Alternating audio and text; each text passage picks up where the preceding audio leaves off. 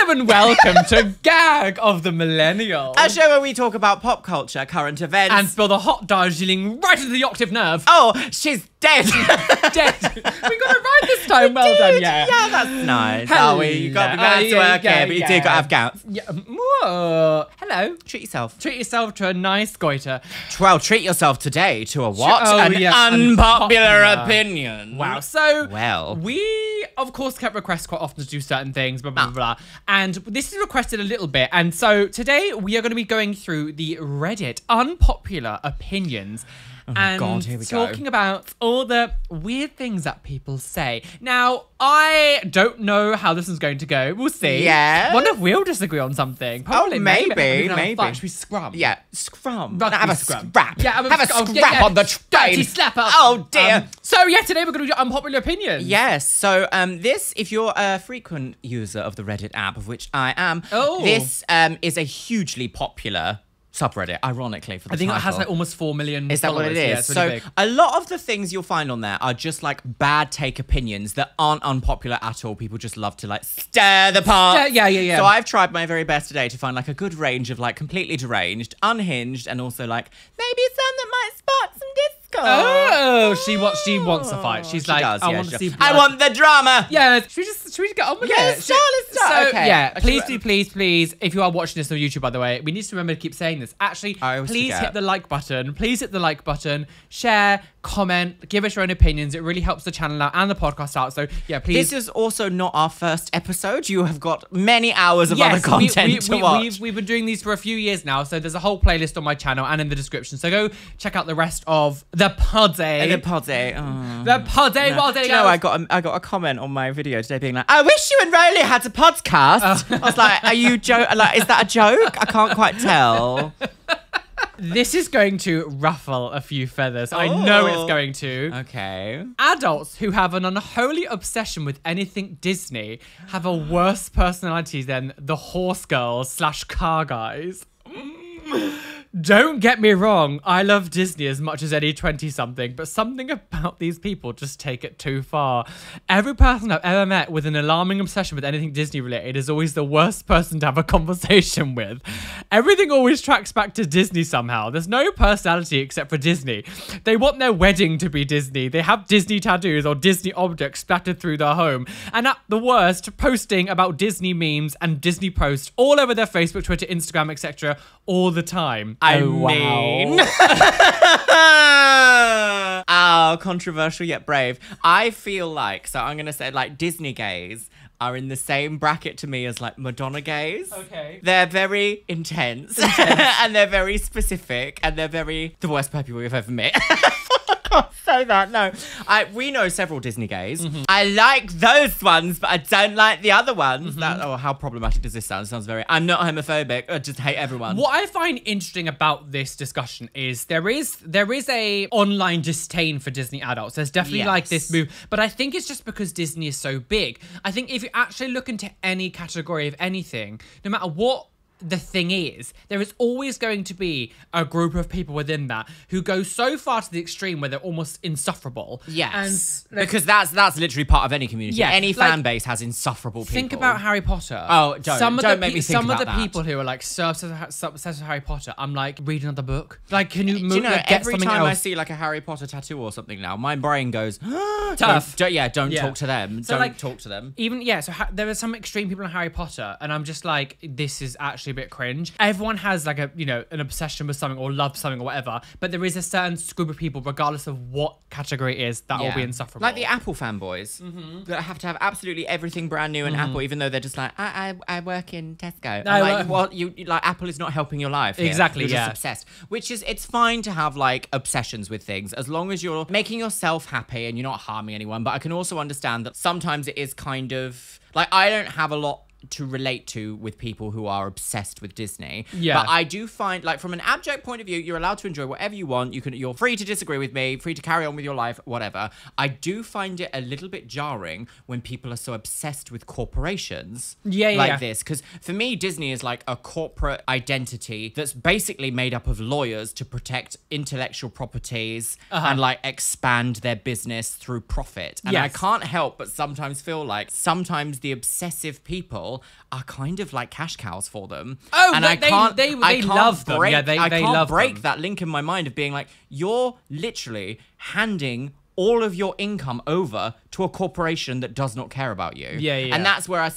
the same sort of people that are obsessed with the royals. I get a similar sort of like royalist people. I don't have anything in common with you, and it's kind of a bit jarring. I actually feel like the royalist people as well are actually a little bit worse because it's so obvious how much the royal family don't give a about you. Yes. Like Disney at least give you something back. Like they give you have merchandise. product, You've got, but like what does the royal family do? What do they actually do? Like what are they actually doing? Getting involved in lawsuits, like, apparently. Yeah, it's so Doing hateful I things. don't sweat. Like the people who were camping outside for like 10 days or whatever just to be to see the king's coronation or whatever, yeah. and like wearing head to toe Union Jacks and like were just like.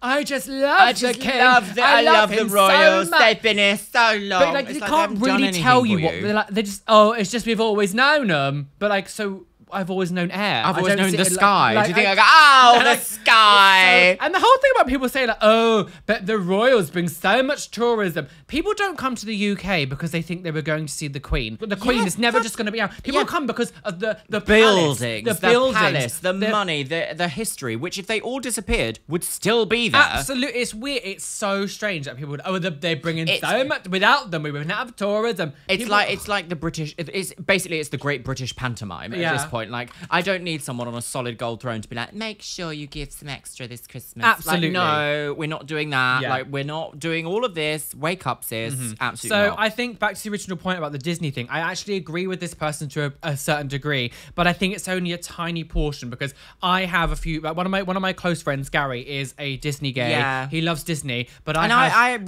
really like Gary actually. and he goes on many. But he doesn't bring things back to Disney This is in the the thing. same way. He rarely actually discusses everything about Disney unless I ask him Yeah, about unless it. you Or have a like conversation he about actually it. has an identity outside of it, but he is an intense Disney gay. He loves Disney with all of his soul, but he's not insufferable. The same way that I love The Simpsons to the core of my soul. And yes, I make jokes, I've got tattoos, but like every conversation I have isn't like, oh, Bart Simpson said that. Yeah. Oh, one day I bought a cup that Bart Simpson's head on. I don't do that because Bear, no. So I do find it odd though that there was like. Do you remember? I think there was like TikTok compilations or Instagram Reel compilations. First time seeing the castle since before COVID. the first and I'm time like, castle, so yeah. it's been like 2 years, and they literally break down sobbing on the Sobbing. floor. Are you okay? Like, is something bigger going on here? Like, Yeah. I can understand that the magic of the films have like a huge point in all of our lives growing up. Like for me, Sleeping Beauty, that song is I know you, I waltzed with you once upon a. I have not watched Sleeping Beauty. You haven't? Why no? It's It's a the funny beautiful thing song. is, it's actually like my favorite Disney film, but I've not actually seen it in years. The art style is beautiful, and that song is so nostalgic to me, and I do really enjoy that sort of like that era of Yeah. Disney where it's still animated, it's kind of old. I love hand drawn. Yeah, I love the hand art drawn style. era. Even the yeah. fact that they weren't afraid. Like, so what really peed me off about the recent Maleficent films is that they changed the way she spoke, because she actually says like, I am the demon of hell, like I'm going to kill you all, and she was like, go into a death-like sleep. That's and I true, think yeah. like watering down original storylines is annoying because I'm like, yeah. like the world is actually quite gruesome. Let's try to stop not wrap young people in as much bubble wrap as we do, because they will be totally unprepared for the real life. When we discuss anything about the stuff that we did as young kids and Spencer now, Yeah. like I'm not one of those boomer people like, well, we actually went outside. Like Yeah. I'm not but like some of the things that I feel like we were exposed to were actually kind of almost beneficial to understand the real world. I do think we have a lot of like internet-based trauma Yeah. from what we were suddenly like shown, especially things like those old viral videos, like Yeah. One Man, One Jar, Yeah. Kids in Sandbox, all Yeah. that nonsense. But I mean, like saying something like, "Oh, she'll die," but Yeah. being like, "No, it's just gonna go No, into a sleep- death-like yeah, like sleep." sleep. Why not just say coma? The thing, if you watch any like old Disney stuff, and like obviously Oh, they were there, evil. there are problematic things, but like some of like the stuff that was shown, it was like, oh, it's actually quite spooky. Like it actually is like actually quite scary. It made you feel And- like, yeah, and I that was think- kind of the point. But now you just see a tiny bit of like a wart on a woman's nose, and it's like, oh, it's too a scary witch, for children. yeah. But no, it's smooth her skin. Like no, this is a witch. I Like, this know. is- It's a bit of a weird one, isn't it? I do feel though, like I don't know if it's just me, but I'm not a huge fan of like 3D animation, and I feel like the fact that we don't really see any like hand-drawn animation anymore. No, to it's be kind honest, of sad. I get a bit like, oh, it would be nice to see maybe like 1 or 2 made every now and then. There is something about hand-drawn. Yes, I get that it takes so much longer. I understand that the process of why they do these now, but like there is something that feels more like real. Like it feels wholesome and like actually has like. Well, it's the same reason, like when you watch horror films or whatever, if they use puppetry instead of CGI, my God, you feel a lot more. Like you feel more. It's like, oh, that's actually genuinely quite horrific. The early days of CGI in horror movies, some of them were the worst. What was it, Alien 3, where it's just literally like a green bug going like this around the script, like PowerPoint. It's like that's just not. Let's just not. So dumb. It's so dumb. But anyway, I agree with the statement to a certain degree, but I do feel like in any subculture of anything that someone likes, there is always intense people that ruin it and that make it feel like cringe. Even like to begin with, like sometimes you'll make a video and some people get so irate about something because it's not specifically for them. The amount of times we'll get comments on videos sometimes of people like, I didn't actually like this one, stop doing it. Yeah. Someone will be like, I didn't like it. I didn't like the fact that you put this like this. And I'm like, this is an hour and 20-minute video. Yes. And you have pointed like 42 minutes and 12 seconds for like 3 seconds. And you've gone, that's the worst thing in this entire video. That's what I'm going to talk about. Even though I'm literally covering like, this woman died of plastic surgery. And you're like, I hated it when you did this. Yeah. It's very strange. People get some strange ideas. Someone the other day had a go at me in the comments because every now and then I tongue pop. And they were like, I don't like this new habit you've started. It's like, well, I'm not here for you. I'm not a talking puppet for you. It was like, I mean, this is not even so much like intense people have like fandoms or whatever, but like what we're just talking about now. But it's like the woman who said she was unsubscribed with me because I burped in a video. Oh yeah, and she was so unhappy that I burped. I couldn't help it, and I thought the way that it happened in the video was actually kind of funny because I was in mid talking and it was like a joke. And now it's becoming a joke. And now it's unsubscribe immediately. But she was so outraged that I burped in a video. She was like, it's absolutely revolting that you would just, I'm unsubscribing, you are disgusting. Why would you not edit it out? And I'm like, come on, sis. Like, it's a burp. Like, you're telling me you don't burp. It was weird. This is really recently. It was only posted a day ago. Dating is not easier for women. Okay. Every day online, you see men complaining about how dating is so extremely difficult these days, especially when it comes to online dating apps. These thoughts are usually followed with the idea that modern dating is so much easier for women and how unfair that is. Yet the fact that modern dating sucks for pretty much everyone. I saw an accurate quote the other day that said, women gatekeep sex and men gatekeep relationships. As many male friends I have complain about not getting any matches on dating apps. I know even more female friends who complain about guys they're seeing just stringing them along and not committing to anything serious, complaining about the Netflix and chill trend. Even popular social media influencers and models, women who are fairly wealthy and have millions of followers and loads of people find them attractive, can be found complaining online about how men only like them for their bodies or are only interested in sex rather than relationships. So maybe it's easier these days for women to abstain casual sexual relationships with men, but serious long-term relationships are actually difficult. So this kind of opens up a little box of words because yeah, my initial thing is I do think dating is inherently hard. I'm of the opinion that you only need to find one person that you really like. Like recently, Louis said something very interesting to me, and now it makes a lot of sense to me. Louis is her boyfriend. Louis is my boyfriend, yeah. We've been together for over a year. There was some story or something I was reading about, and it was this woman was complaining about when a man wouldn't show her off on social media, and it was because this man was actually seeing multiple women and she was being strung along. And he said something to me. Louis said something to me. It was very, very important. He said, men love to show off their toys. They love to show off their cars. They love to show off their women. If they're not showing you off, something's happening. And I was like, oh my God, this like tip of like masculine knowledge that I've just never thought of. Insight into the male psyche. The WikiLeaks of dating. Literally, I was just like, that is so on the point because men love to show off things. They love to show off technology. They love to show off their money. They love to show off their cars. If they're not showing off the woman they're with, it's usually there's something going on behind the scenes there. Maybe they're trying to see multiple different people or something like that. And I was like, my God, that actually makes a lot of sense. How do you find the online dating world? I feel like it's a little bit different for like LGBT dating. One of the reasons why I have been single for so long is because like I have so much anxiety about actually starting because like it just seems at this time with the way social media is, it just feels like a minefield. Yeah, it does. So I've kind of just stayed single because I didn't. But which is stupid because nothing's going to change in my life. I'm never going to meet someone if I don't at least try make the effort to meet someone. Like there is a chance I could meet someone when I'm just like out and Out and about. about. But like, it's still It's quite rare. rare. I haven't really put my toe into it too much because I'm like, oh, do I need that stress? But also, I would like to be with someone, so it's So- an interesting one to battle around. I actually think the sort of agreeing and going on from what you've just said there, online dating and dating apps is actually like it's a skill you have to learn, and it's a skill you have to learn. It's almost like a business thing of being able to say like a couple of sentences that are really personal to you about things you care about that might entice questions from people that you're interested about. So, for example, before I met Louis, I was. Obviously, my ex and stuff had already happened. That was in the past. I'd taken a couple of months out of like everything just to work on myself, to make myself feel a bit better. It was about a year actually. And then I was like, do you know what? I'm going to start dating again. So I personally, and I always tell trans women to do this, put that you're trans in your bio. If you're not on a specific trans dating app, if you're on like something like Tinder, put it in your bio. I know you're also going to attract a couple of nutters, but it does make the conversation a little bit easier, and also people aren't going to get irate at you and blah, blah, blah, blah. Actually, like trying to distill who you are down in a couple of sentences is beating like 90% of the game already. Yeah. The amount of like male dating people that I would match with who are just like, ask me for more, ask me about this, ask me. And I'm like, you've given me nothing. You've got a badly lit photo where you're frowning and you've gone, ask me. Yeah. I'm like, immediate avoid. And like some of these people will then go online and be like, it's so hard to find a match these days. You're not offering anything. I think You're people not love to offering blame anything. anyone else for their own shortcomings. inept. Yeah, Inept ineptity. yeah. And it's like literally, you could, even if you have like a silly joke that's not misogynistic, if you're trying to attract a woman in your bio, it is kind of interesting to hear the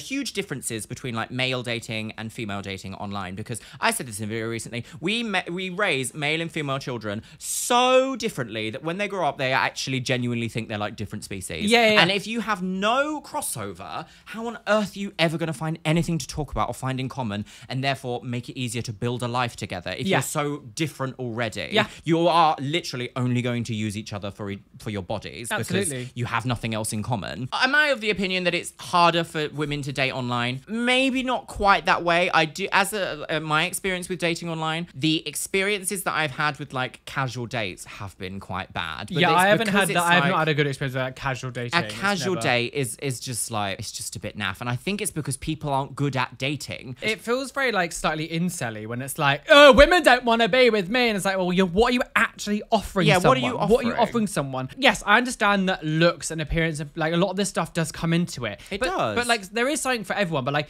if you're, I don't know, I don't consider myself the most attractive, but I know that what I do to myself makes me unattractive to people, whatever. But I still make sure that in my photos, I will take it in like, well lit, Best foot look forward, nice. yeah. Make sure that, and I try to write a bio that at least has, I don't just go, lol, I'm gay, lol, I love The Simpsons, and Yeah. that's it. No, I actually say Do you know what's even worse than a bio like that though? Just stats where they're like Just- 6 foot 6 inches, yeah. size 12. I'm like, ugh. Yeah, I want What you if I to, ordered like- a sex doll? yeah, like I just think no matter who you are, what you are, how you identify anything, like There just is make someone out sure there that for you. you are putting yourself forward in the best possible way, because it's overall being like, well, if they don't accept me when I do that shit, it's like, but that's not good. Like, that's not the world we live in. But also, you have to remember, is like, are you also feeding into this? Do you see someone with a gross photo or like bad and go, ugh? Scum. Because I bet most of the people who talk about this actually are the thing that they're talking about. So I think, are you actually trying your best as well? If you want to have a conversation about like unrealistic beauty standards, we absolutely can. That is a separate Yes. conversation to saying dating is harder. I think now like there's so many generational things that have affected our generation when it comes to dating. So unrealistic pornography expectations, like Instagram, people don't look like that, people aren't behaving like this, people don't interact like this. And then also watching like reality TV things like Love Island and things like that, where most of the men will all stick together and be like, I just have a slam piece or whatever. It's They like, always want to raw dog each other. going back to the unpopular opinion, I don't think that dating, do I agree with them? Dating is not easier for women. Okay, I agree with that. I think it's difficult for everyone. Yeah. But you also have to learn the game that you're playing. Yeah. You also have to be realistic. If you, as let's say you are a man that doesn't go to the gym, you have no interest in fitness, you have no interest in, I don't know, like women's health or anything like that, how on earth are you going to date a 10 out of 10 Instagram model that spends every day in the gym, every day working on her diet, every day doing, like, running her own business. You are polar opposites. Yeah. You are not going to have anything in common. However, if you are a nerdy gamer who loves going on long walks and you meet another nerdy gamer who loves going on long walks, you're going to have so much more in common. I think some people... Yes, the fantasy is exciting, but unless you have anything in common with the fantasy, you're Yeah. very unlikely to meet that person. Yeah, I think some people, instead of actually... It's not... to me, I don't even see it necessarily about a looks thing. I think it's more No, I of don't like think it is. dating... Lifestyle. Yeah, lifestyle. Find people who actually connect with you. Don't just look at someone and go, oh, she's Yeah. fit. She's been my bird. Yeah. Some opposites can attract to a certain degree, but like, Yeah. if I was with someone who You had nothing in common. with. hated Could you imagine? gaming, didn't like The Simpsons, hated the kind of music But I like, loved his abs. but Like- loved, like How we- much? what would we like? Yeah. What could you? How many times can you say I really like your abs? Yeah, like there are certain things that you have to be realistic and like. And the thing is, same with me, to be honest. Like, I know piercing myself as many times I have, like, I ultimately make myself less attractive to a lot of people. I would not then try to go for people who don't like piercings, who don't like tattoos, who don't like these things, because why would you? Yeah. Why would you try and Just change because someone? there are many hot people out there who I'm like, oh, they're hot. But like, if they don't like these specific things, I wouldn't go after them. Like, just be realistic. Yeah. What's really shocking about the 8 passengers child abuse case is how many people agree with the abusive mother. Oh, so I don't know a huge amount Oh, about don't this worry, yeah, story, I'll but I fill you in, know don't worry. I've sort of briefly on X come across the story. The mother from 8 Passengers YouTube account got arrested for one of her kids escaping and asking a neighbor for food and water. He said that he had been detained, so the neighbor called 911. I'm in some Facebook mummy and gentle parenting groups and survived an abusive childhood. It is absolutely insane how many mothers in this group side with the mother. Well, the law only requires me to feed and clothe them. That's what people are saying in this Facebook group. Why in the world would you have kids when your ultimate goal is to treat them as horribly as possible? Teenagers should not have the right to privacy, one said. You should check their phone. I agree in case of emergencies and intense worry. Take away their bedroom door, ground them, and a lot of other people in this group agree with taking away food as a punishment. Take away all their clothes. Get them, oh my God, get them to have their hair cut super short. That will teach them. Fucking hell. They will punish toddlers for having meltdowns, 5th graders for not being excited about their homework, etc. I want to say one little thing, Okay. and I think this to everyone here: being a strict parent does not create better children; it creates better liars. If you all don't know, there's a family channel called 8 Passengers where essentially it was like a normal family channel. They document their life. Our guessing kids there's are doing 8 of this. them. Yeah. It's basically it's like just a normal family channel as you would normally see on the internet. However, there has been many videos about these parents over the years because of some of the punishments that the family would do to the children. One of the punishments was to one of the eldest sons was I don't know exactly what he did wrong, but they took his bed away for 8 months. His and bed? made him sleep on a beanbag, which isn't good for your back, especially as a growing child. It's not good for you. Made like him sleep on the floor. There was one time where one of the toddlers, the child, she must have been maybe like 5 or 6, was in school and she forgot to take her lunch into school, and the school had rung the mother to be like, she doesn't have a lunch, can you please bring her lunch for the child? And the mother was like, no, it's her responsibility to make her lunch and take it in with her. If she hasn't done it, she doesn't get to eat. And she was like vlogging this as well and said that I hope no one gives her any food because she needs to learn that if she doesn't bring her food, she doesn't get to eat. And this happened a few times with some of the other children as well. Holy shit. And there was so many things about this, and she was like disclosing lots of the kids' like private information about like puberty things and like so much. I think one of the kids as well got sent away to like a boarding school for like months and months on end because Family he did channels one are a little thing. mistake. And so there's been so many times over the years that this family has done awful things to their children, but like nothing has happened. And the amount of times that CPS, I think it's called, isn't it? Child Protection Yes, Services. that's it. Got called in for the family and like inspected the family, but they just like, didn't do anything, even though there were so many like red flags there. Well, you've had like personal experience with like something like that. I as was well. fully failed by the system back in the day. The system But, like, does not. The not system work. takes like parents' word as Yeah. like gospel. And the only difference I would say is because they're like, if that happening now, because stuff happened to me when I was a child in the 90s and early noughties, the fact that it's happening now as well, because it's like recent, it's not even that long ago, like is really shocking. It's to the stage where it took the child who had like gaffer tape round their arms, like had gaffer tape marks around their arms, and they were like in their bedroom, completely malnourished, managed to climb out of their window and go to the neighbours and being like, my God. can you please give me food and help me because we're like suffering. And then another child was also in the house in the same condition. There were so many red flags, like in your face red flags, that like and nothing was done. Nothing was done. Nothing. And then the fact that there are parents out there like agreeing with these punishments, like if you think this is appropriate to do to your children, then you should up. not have Like, children. but luckily,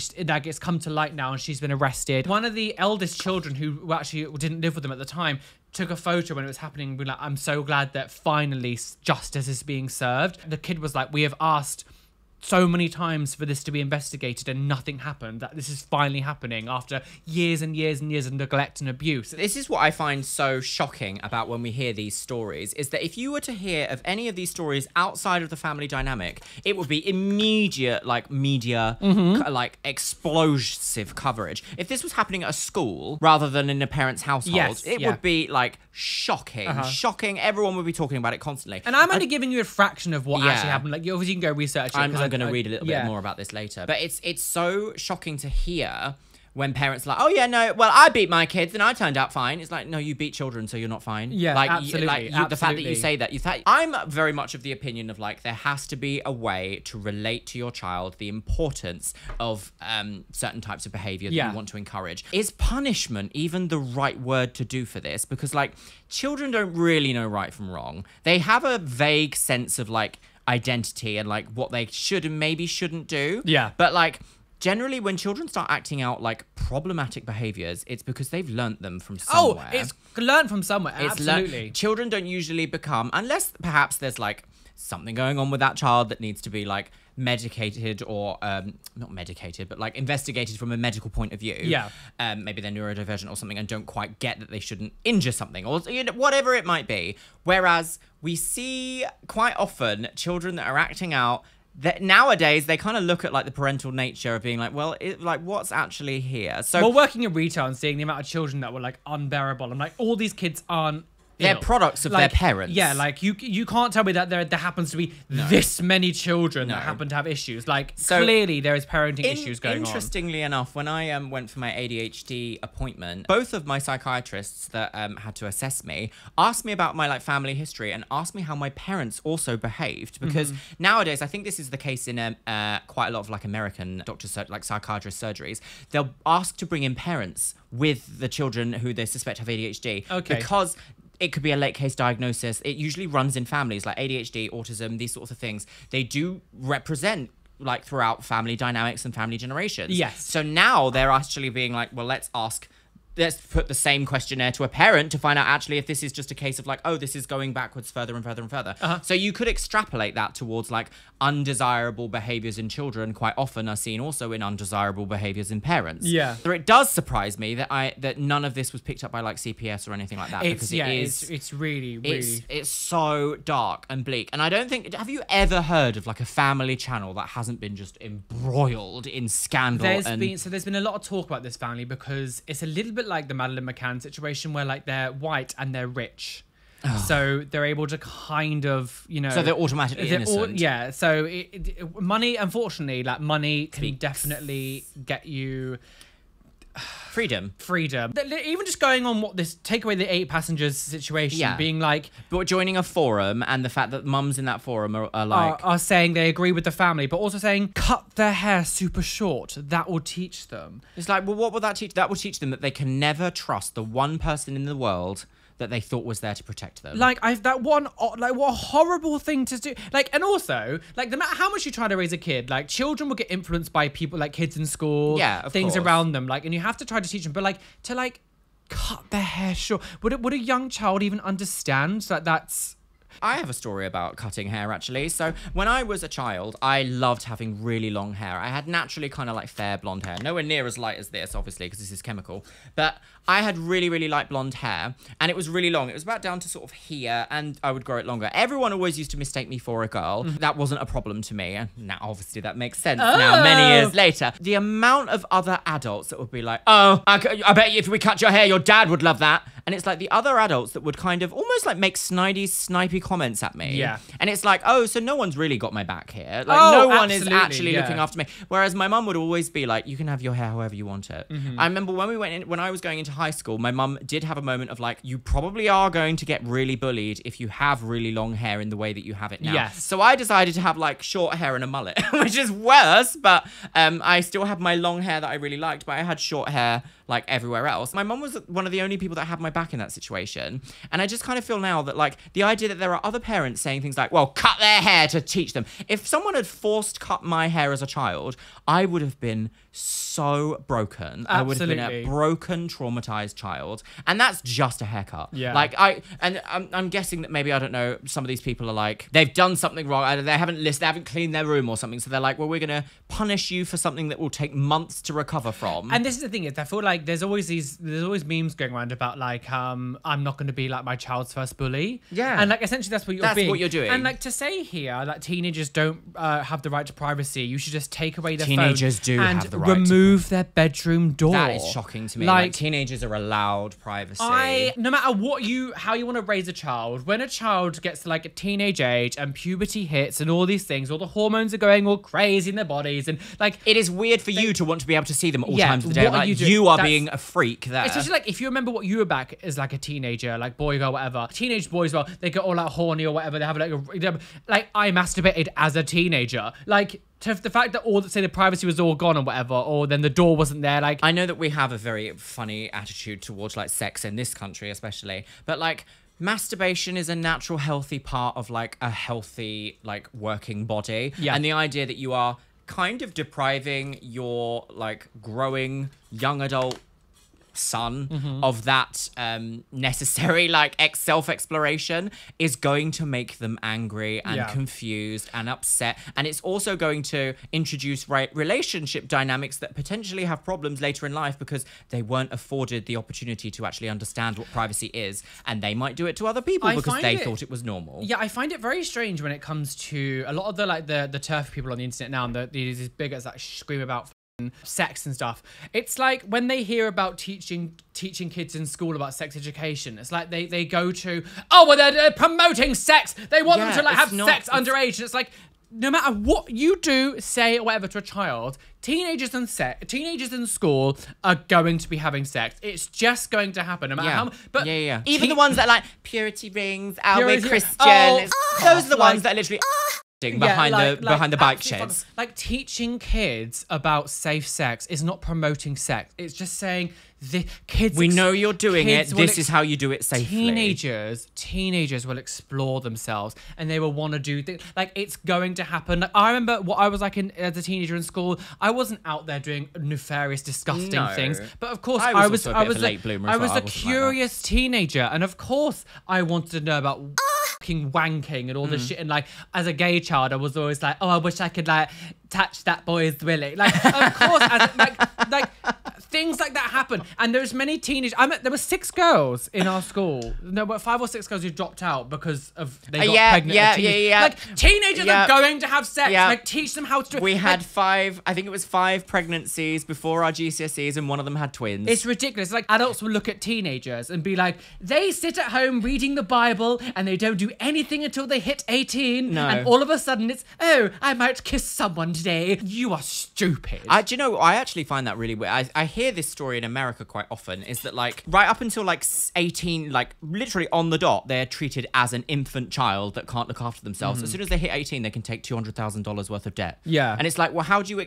like, unless you give them room to expand as an adult, you can't just be like, right, you're 18 now, off you Yeah, go. Like, yeah. you've given, like 2 weeks ago, you were asking them to hold up their hand to go to the toilet. And now you're like, well, you can get a house now. Like, what are you doing? As a society, we have a very weird current view about like what it means to be like growing up. Yeah. I think we are we're infantilized at the same time as like expected to behave immediately as an adult without Yes. being given the room to grow. Yeah. No, I agree. And it is a bit weird hearing people say things like that. Like, none of these children are grow up and have healthy relationships with themselves, with other people, even with their parents. No. If their immediate like discomfort was punished with haircuts and no privacy. So I live with my grandparents. If my grandparents punished me when I did things that would like kids do naughty things, like if they cut my hair off and then took the door of my bedroom, I wouldn't speak to them. That was the day they turn 18, they are going no contact with you. Yeah, like you would have done all this awful things to me, and I would have been traumatized. Like, what you talk like? Oh, school's the happiest time of my life. No, I was beaten up at school, bullied, and when I got home because I was angry because I might have taken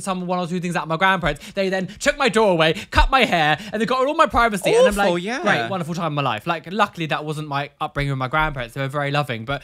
Do you know what I mean? Do you know No, what I'm trying to say? It's absolutely. the I same- completely get it. Completely get it. What was the original thing? Was it like there's something wrong with parents that do that? It was what's really shocking about the 8 passenger child abuse case is how many people agree with the abusive mother. And that's an unpopular opinion. Yeah.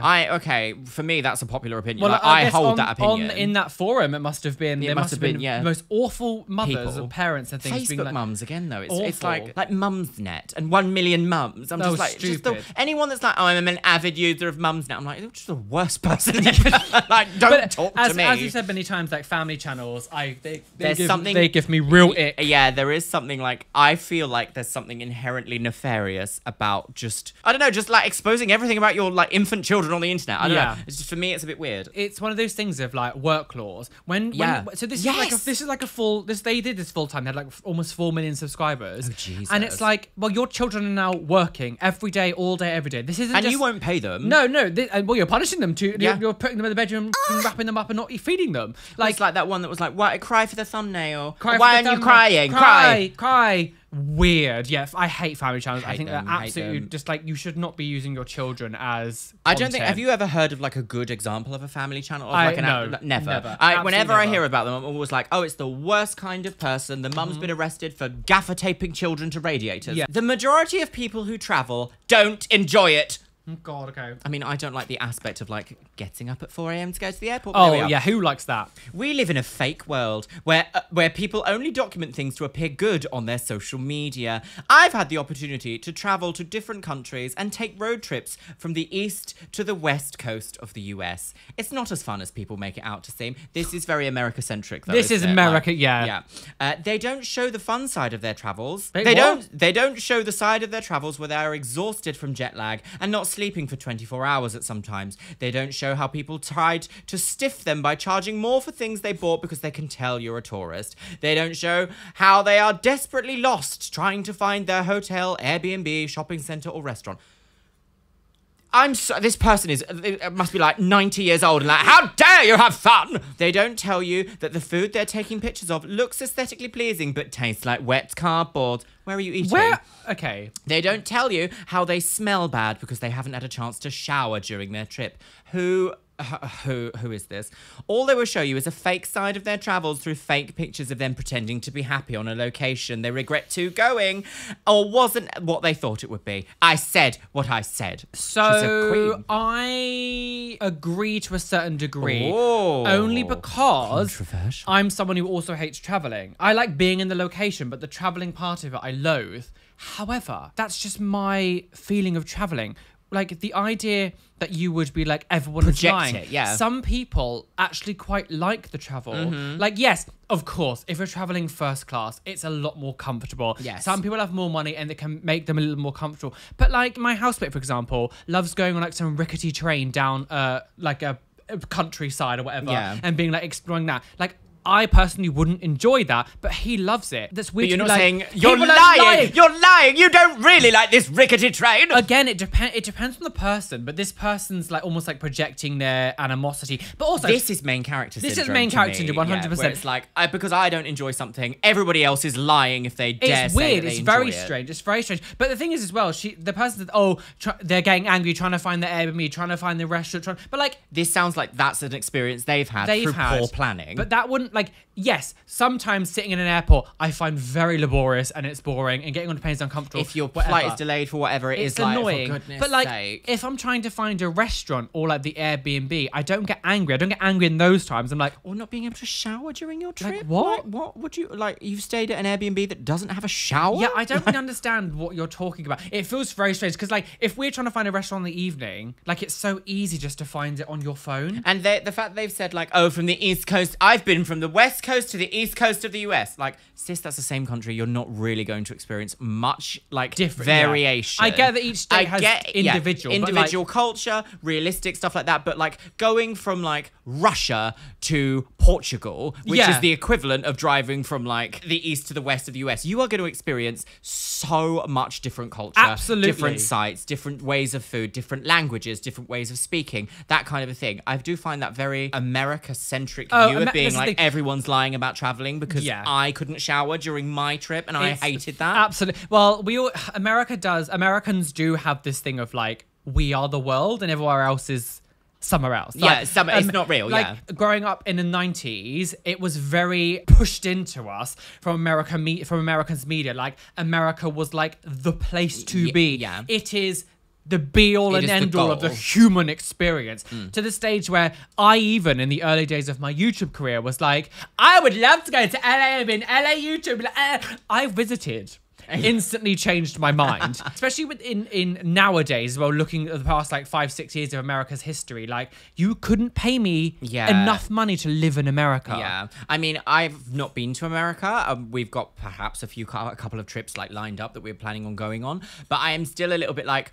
It kind of fills me with a bit of nervousness now, rather than the excitement that I used to think of America when I was like growing up. It was, as you say, it was literally like the streets are paved with gold. There's Hollywood girls. Yeah. But actually seeing people that live there and being like, just don't bother with Just it. I'm don't just a bit bother. like, oh, really? But my just the fact that like even if you just hurt yourself and need an ambulance, that's going to cost you $5,000 obscene, for isn't an it? ambulance. So like, we will have to travel with like very specific health insurance. yeah, won't we would. Yes, we would. And the thing is, like, if I go to America now, is what we're gonna do. We're gonna go to like a theme park. We're gonna go to a theme Yeah. park. We're gonna go for a specific thing. But like, I wouldn't travel to America now to like Travel America. see America. I'd be Yeah. like, no, I'm going for specific things because one thing America does do really well is theme parks. Yeah. They blow the water out from like, especially in the UK. Like, we have fun theme parks, but America like does it way better. Yeah. Actually going around like, because I stayed in West Hollywood for 2 weeks and like experienced America because we went all around Hollywood. We looked all around like all the things you could do in LA as much as you can, you know, in that small space of time. And I was like, this really isn't The tea. the tea. And in New York as well.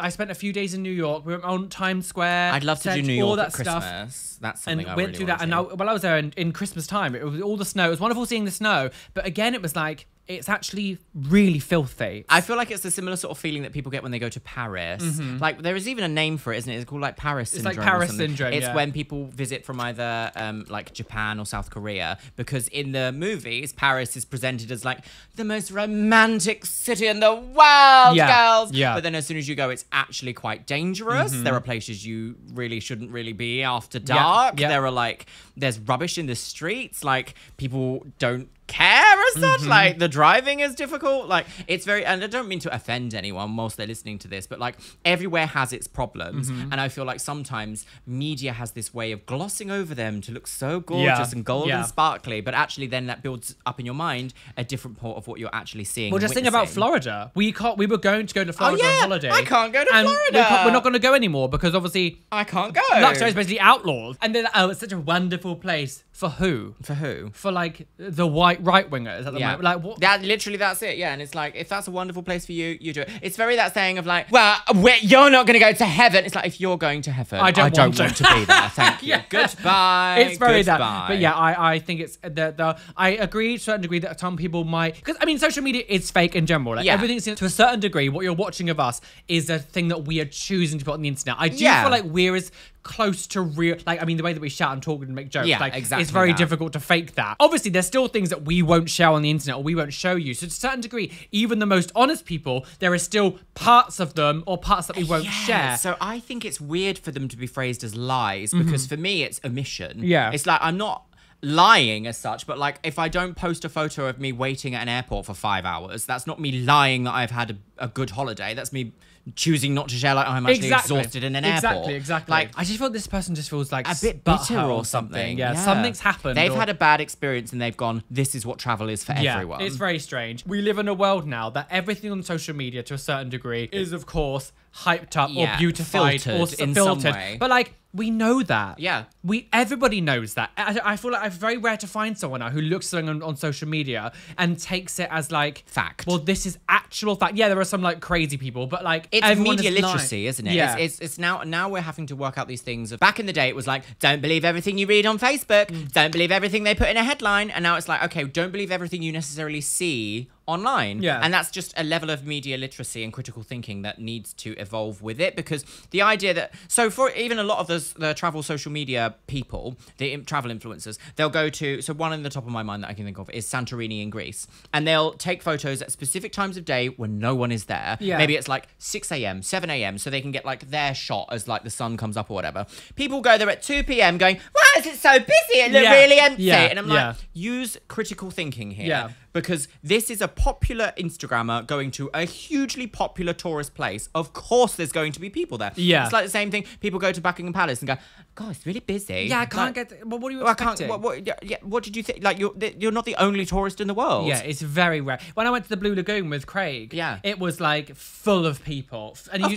see photos of people like in this like beautiful one person. So, and it's like they've come at 5 minutes past opening. Yeah, exactly. It was like, no, I knew that when I went there that there was going to be full of people. So when I took my photos, we just had to like position ourselves as possibly as we could, good, so there's less people, and like I tried to like hide them a little bit. Actually, do you want a little tip I've learnt recently? If it's super busy and you want a gorgeous photo, if you've got iPhone, take a live shot and do long exposure, because people are going to be walking around, and if you stay perfectly still in your position and other people are moving around you, they turn into blurs. So it looks like you're just in the place with lots of activity around you. There you go. She is the moment. Free social media tips She is there. the moment. So this one is interesting. Cigarettes should be banned outright. No exceptions. Cigarettes do nothing but pollute our air, streets, and health. They aren't a street relief, as some smokers say, because nicotine addiction literally causes stress.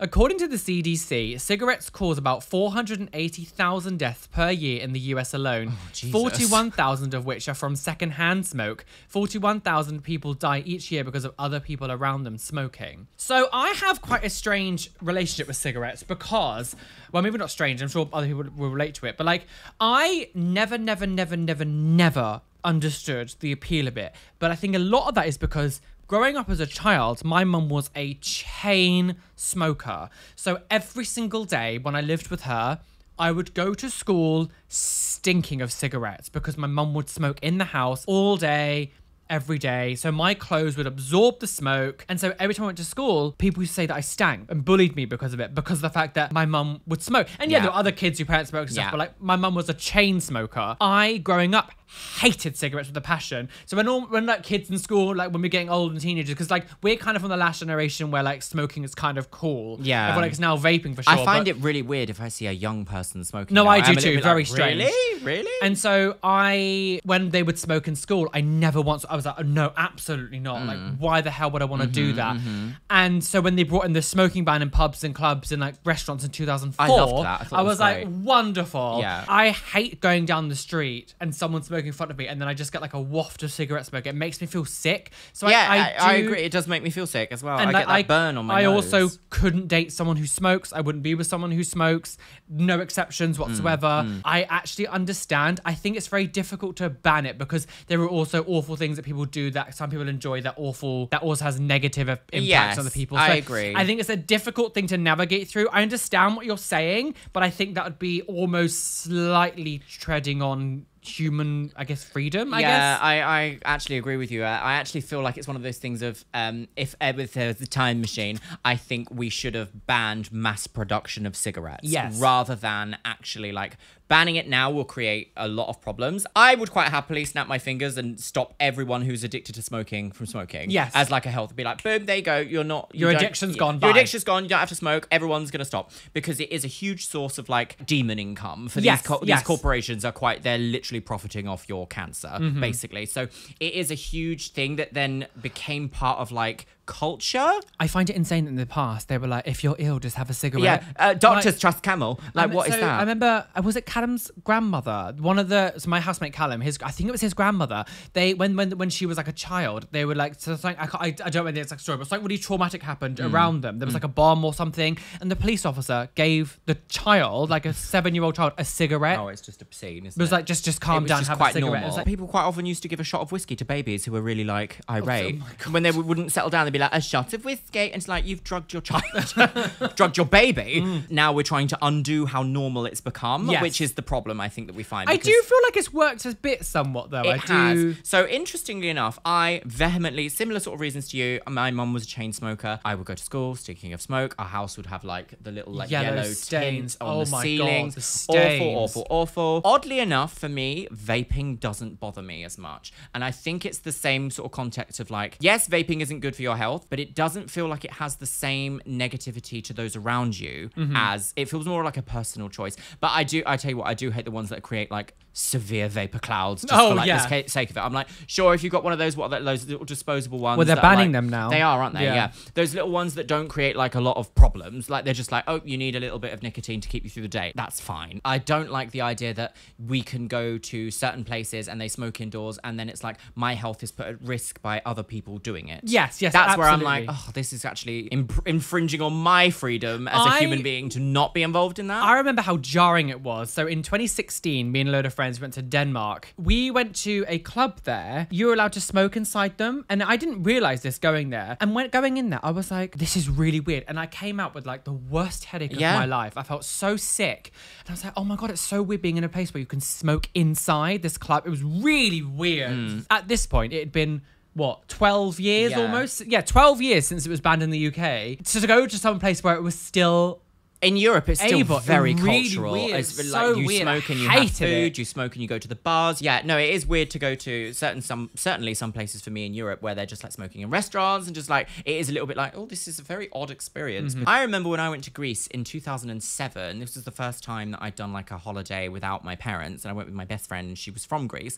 We were in this bar called Envy and it was in Igoumenitsa, and there was this beautiful blonde lady and she was a cigarette girl, and I had no idea what this was because we don't have them in the when UK. they walk around with, She like, was a literally tray. just like, you need to have this, and it was a Davidoff branded cigarette like thing, and people would just like take one off, and it was like a try before you buy. You'd Oh, smoke God. an entire one just with your friends at the table, and then you'd like call her like the shots girl. You call her over and just buy a pack, and it was the oddest experience because we don't have that in the UK. No. And for as long as I've been an adult and No, going out, I have never seen. once seen I've that. seen movies of like cigarette girls and things like Hollywood films and shit. I've seen that, but I've never seen it in person. Yeah, so it was a really odd experience for me to have, and this woman was like drop dead gorgeous as well. And I often think back to the just like how jarring that was of like a culture shock. I find it weird as well because like it's the price. They're so expensive. Yeah, like to they smoke in the are. UK now. When I worked in the shop, I would see the cigarettes all the time, and the prices. I was like, people buying packets every day, and I was like, this is costing you like thousands of pounds to do this over the period of time. It's like, I was like, wow. I don't like it. I don't like the culture It's around the way it. that none it of it. stains your yellow, like makes your Oh, fingers when like people do yellow. the rolly my things, mum yeah. had like at the tips of her fingers were all like stained yellow from like the nicotine, the smoke for all the years. No, pussy And wig. Unpopular opinion. Boomers are full of lead and we need to let them know. Oh, I mean, is that an unpopular opinion? Well, this is the thing, isn't it? It's not my unpopular opinion. In the 1950s, everything had lead in it. And this is a multi-generational problem, as we now have grown adults acting like children, and we're all ignoring it. Could we please get these people in shape before it's their time in the White House? Oh, I was like, before it's their time in the Forever Box. Well, this is it, isn't it? Because lots of the boomer generation was exposed to lead. We've said this on in multiple different types of videos. Arsenic as It's well. very, give me my plutonium! Yeah. Very that. Recently, there was the Mitch McConnell thing where he like... oh my God. So he keeps glitching because he's so old, that Mitch demented. McConnell video of him in the middle of a Q&A. Oh, like In the middle of a Q&A, yeah. when they- TikTok live, NPC Exactly, stream. yeah. He's like, oh, let me just... But That like was a bit when distasteful.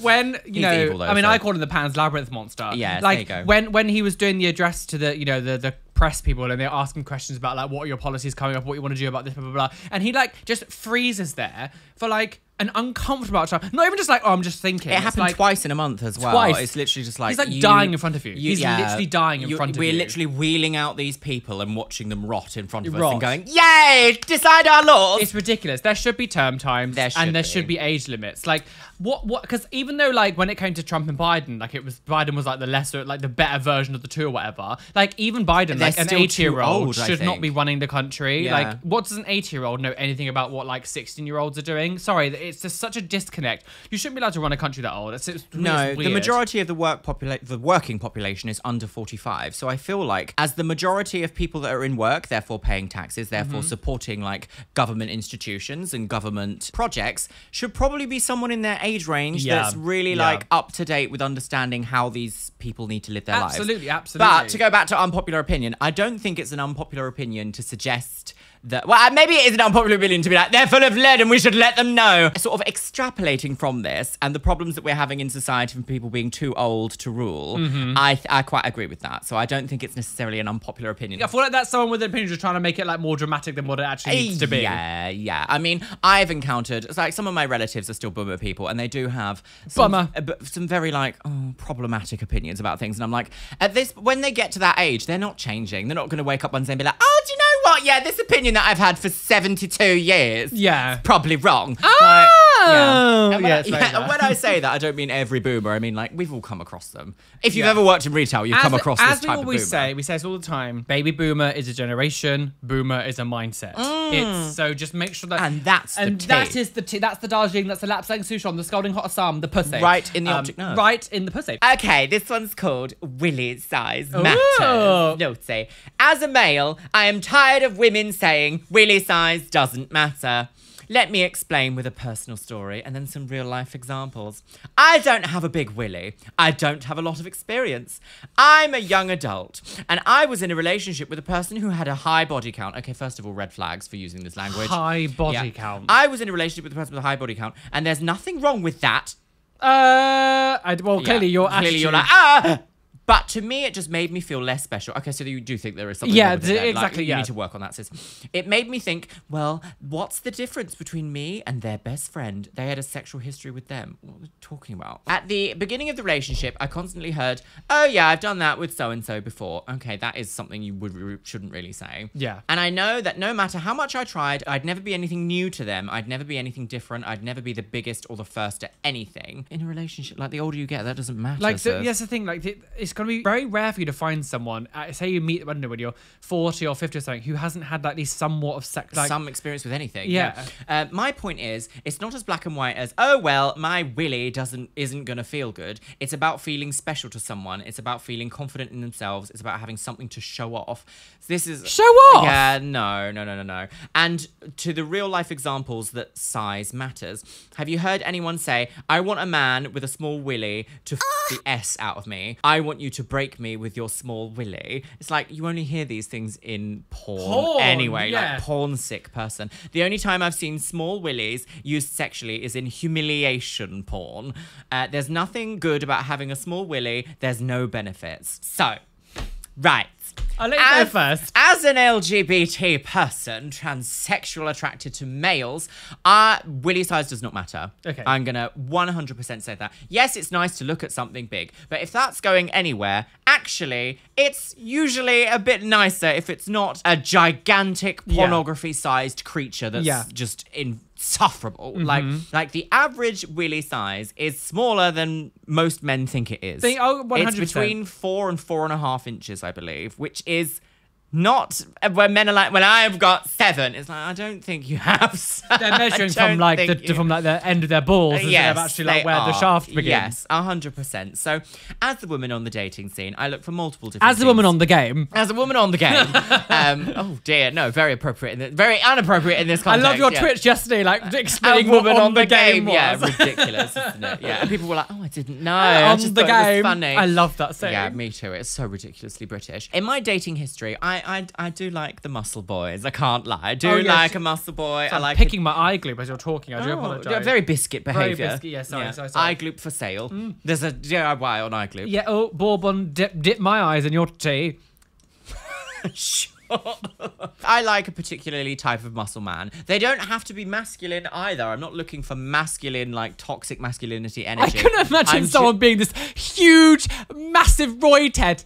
Like some No. I'm not saying they have to be like fairy, but they do have to have a little bit of like something fun and zesty about them. There's nothing worse than coming across like a toxic masculine like muscle man, because it's like you're not having fun. Whatever you're doing, you're not having fun in the slightest. If you can't express joy because you think you're like, people are judging me, like that's not fun. Absolutely. And I don't want to be around that energy. Like I like fun people. I just also like people that have particularly gym bodies, because I also like having a bit of a gym body. And it's just like, again, it goes back to what we were saying earlier. Like usually you have to have something in common with someone in order for them to find you attractive and for you to find them attractive. When it comes to willy size, it's never on my thing of being like, I must date someone with a willy that's this size or above, because I feel like you are cutting away like a huge amount of dating prospects and dating like ideas. If you are so strict with things like this, other areas of your life are going to kind of suffer from it. Even guys with like large willies still have the thing of being like, oh, well, I wish it was bigger. And it's like, sir, you are 12 inches. Like, what do you mean bigger? What do you want? Like, it gets a bit ridiculous. I have seen some guys in my life with large ones. I've seen some guys in my life with more modestly sized ones. And none of those have affected my want to be in a relationship with them. So I feel like, first of all, this guy, I feel like he's got a lot of insecurities. He's going to project. I feel like this out comes there. from an insecurity. But growing up from the 90s and early noughties, of course, in school, we didn't have any sex education. No. That was like at least somewhat. It was more just like, baby's made this way, deal with it. Yeah. We never had anything remotely like gay. The only way that I learned about male bodies was porn. Through porn, or the actors, it's very rare to find, especially back then, it's you don't normally find people with like average or small penises in porn. It's always like, I've got this big thing that beats you around the face. Yeah. Like,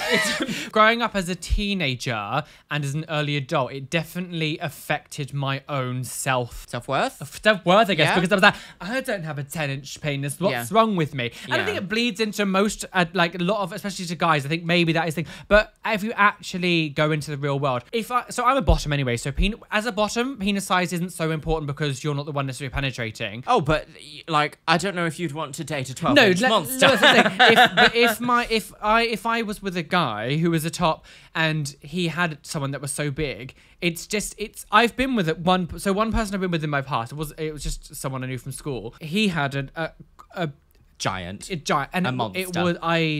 No, sorry, I can't do it. You can't do that. It was too. There are some people who are happy to, do that, but size, please. Personally for me, it was like really uncomfortable, and it did not feel nice. There was nothing. The one person who I was with, it was maybe 6.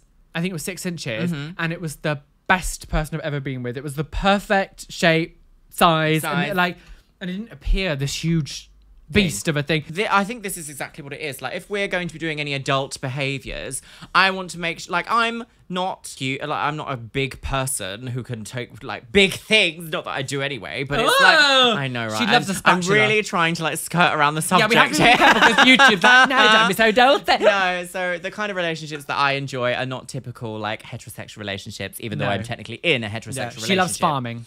Don't you ever, you little munging queen, don't you ever talk to me about farming.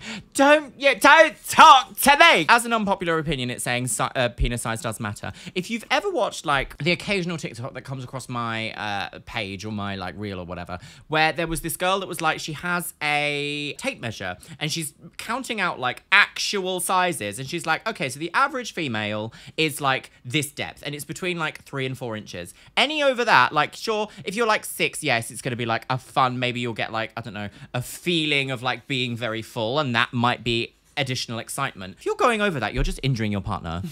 Like, you're literally looking at like, and she was like, so she pulled it down to 12 and she was like, that is this much bigger than what's going to go in you. And it's like, well, what's the point? If you concentrate on how small yours is or the size of yours, that is an insecurity that's going to last for the Was rest it- of your life. Was it Greeks that were like, they The little actually ones are wanted the best. smaller penises? I think it yeah. was Greeks and I think it was Romans as well. Because it? it was, if you had a large penis, it was seen as like beastly. And you were Beastly. like, one of the animals, not him, a beastly creature. I But have quite had often, the like, same this- insecurity but that like- I always thought this about myself growing up. But like that, this guy is taking it out on women. Yeah, he's exactly, taking it out yeah. on his ex. He's taking Yeah. it out on girls and being like, well, they're lying when they say that. It's like, no, like not everyone is lying Not to you all everyone, the yeah. time. You will quite often find like an average person, if you are also an average person looking to date an average person who has like similar interests to you, whatever, like that's not going to be high up on the list unless you somehow manage to find a size queen, which which also feel more rare to actually find someone who's like, yeah, I'm a massive size queen, than someone who actually has like a large willy. Yeah. And it also depends on the kind of like intercourse you're having. Like, what if you love pegging?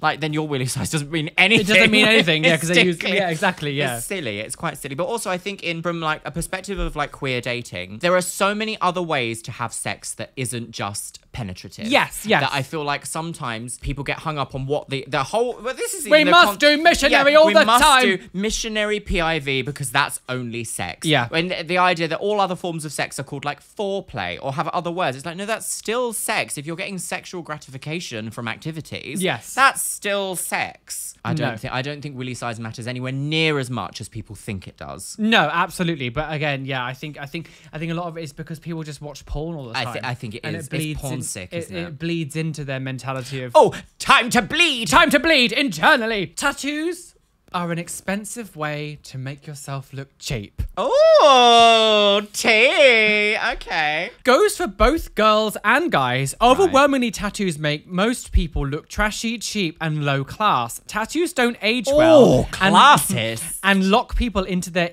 immature tastes forever.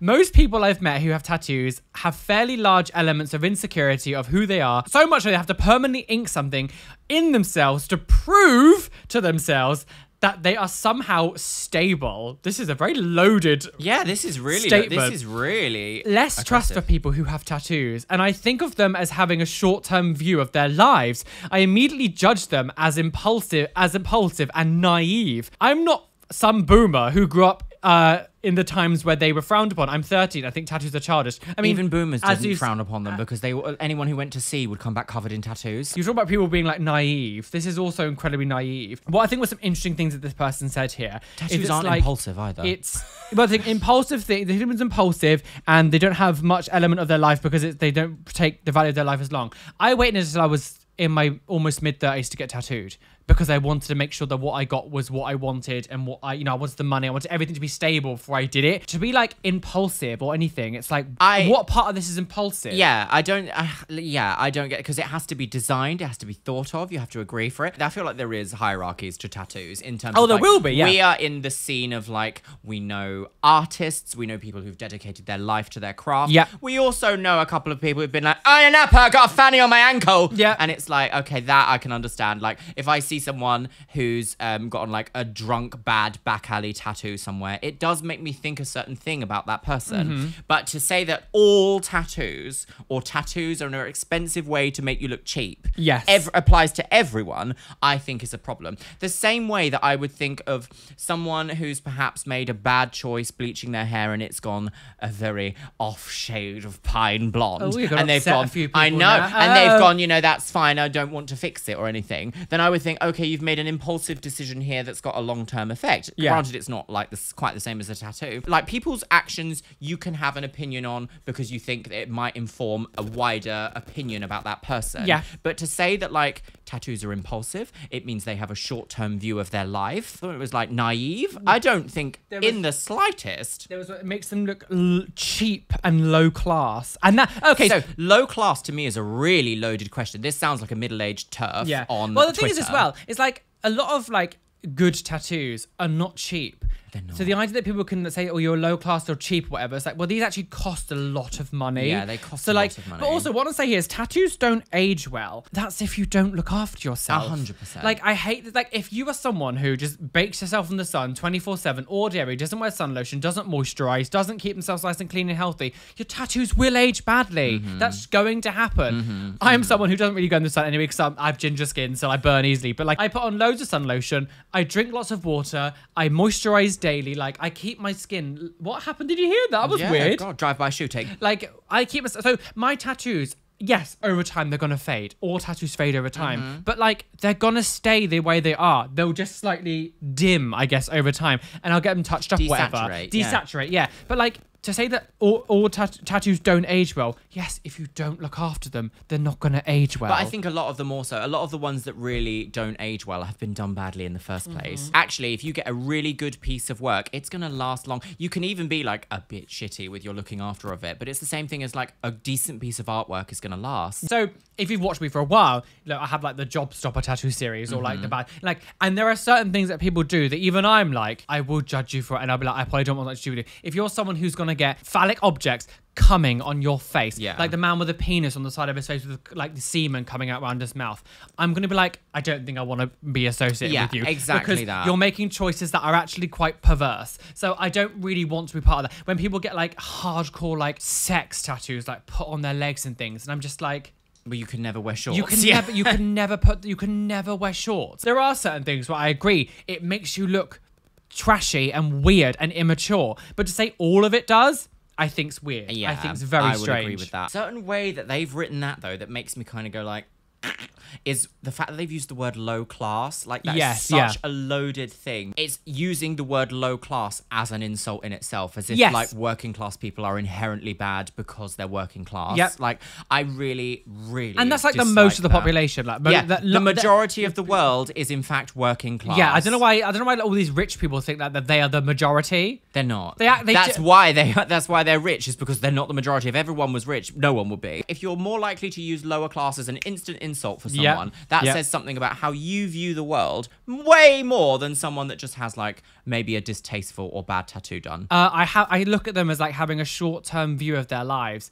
But also, what's wrong with having like a slightly shorter-term view of your life of like, I'm going to enjoy this now? There's nothing wrong with that. Not everything has to be in the future. He's saying he's not a boomer, but he's definitely talking like a boomer. It's like this whole thing of like, you have to save every ounce of money you ever get for your future, and it's like, but you have to also live, and you have to be able to enjoy what you're doing now, because like, that's the point. It's all very well being when you're like 60, being like, well, I've got all this money now, but like you can't do as much in your 60s as you can in your like 30s. The ultimate capitalist lie is saying, well, if you make loads of money now, you can enjoy it when you're nearly dead. Great, and it's I can't do anything. Yeah, it's like, okay, well, no, my knees have gone. I've got less lung capacity. I'm out of shape now. I can't. Oh, don't go on that hiking holiday around Europe. No, when you're 30. No, save that money for a house or your retirement. Like, but you can't go on a hiking holiday for a year when you're 65. And also thing here, like, and I don't take personal offense, but it's something that necessarily applies to something that I have, is like, unlocks them into their immature tastes forever.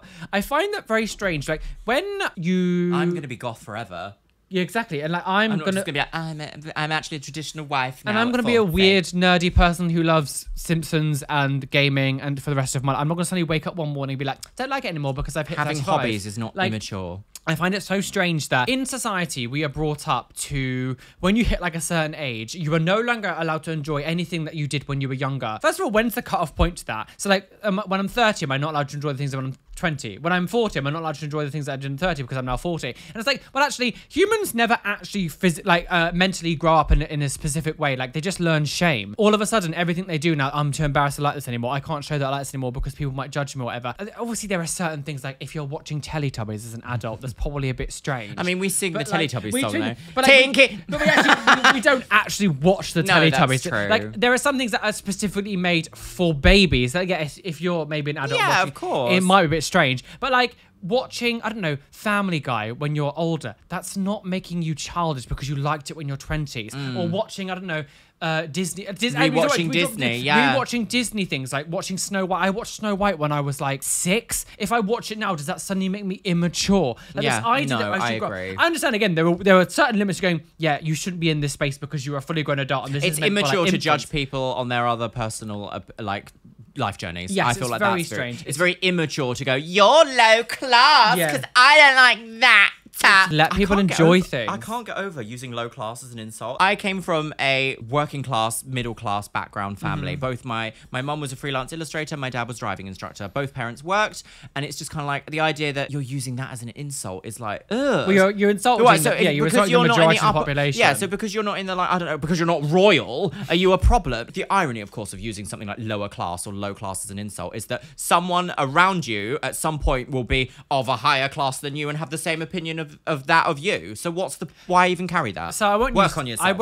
I won't use names, but I know that one of my friends, someone that he knew, were on like a press trip, and a couple other people that were there, and they were just like doing normal things, doing a press trip, holidays and things, and like taking travel stuff. The majority of people there come from like a working class background who have maybe like someone like me who's been like I grew up we were all on benefits all of my life, so the majority of people there were like just from normal backgrounds like me. And then there were two people talking about how their private school didn't have water polo, and another was moaning that their private school didn't have go-karting, and it was just like, I was lucky in my school to even get like a table properly to sit to eat my lunch. We had like a few desks, and if you didn't, you would have to like sit in the classroom. Like I think in that sort of a situation, it's read the room, sis. read the room. There like two people there that happened to be on the press trip went to private schools, and they're moaning that each of them didn't get the other, and it was just like all the people around them were just. I remember he was telling me that all the people around them were just like looking at them like, what the like just talking loud about. Oh, in my school we didn't get to do water polo, and it was It's like,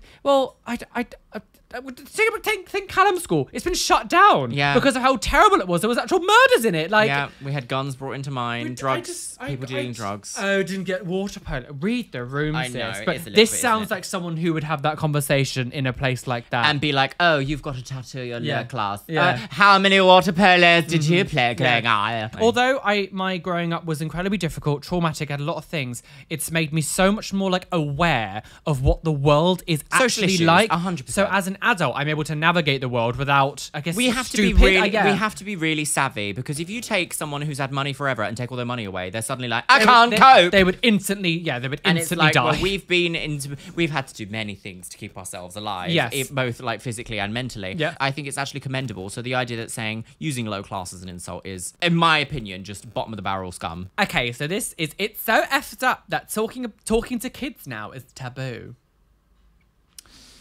This is something I seriously want people's opinions on. Right. I saw a post of Leonardo DiCaprio taking a selfie with a young fangirl looking like she was about 12 years old or something at the US Open, and just sitting there chatting to her. The first comment I see is, I don't know, this makes me uncomfortable. I can't tell you how much it's pissed me off. Someone in my eyes doing something so effing cool as giving to a fan the time of day and chatting to them can be instantly associated with,